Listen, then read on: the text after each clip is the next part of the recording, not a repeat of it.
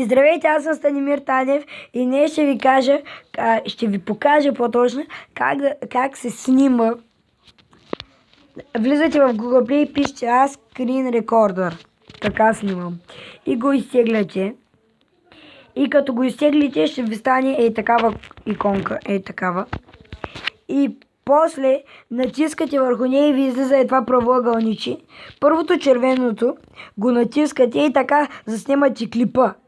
Второто са настройки, за което ако искате допълнителни настройки, като да си снимате лицето, там като цъкате да ви покажа разни работи, трябва да си я купите.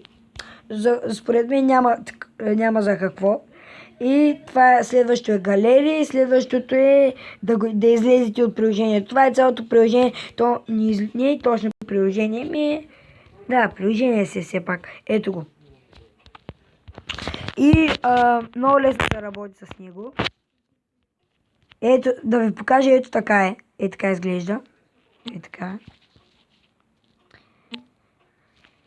И това е всичко от мен и очаквам да има много лайкове. И ако има много лайкове, ще продължа да снимам.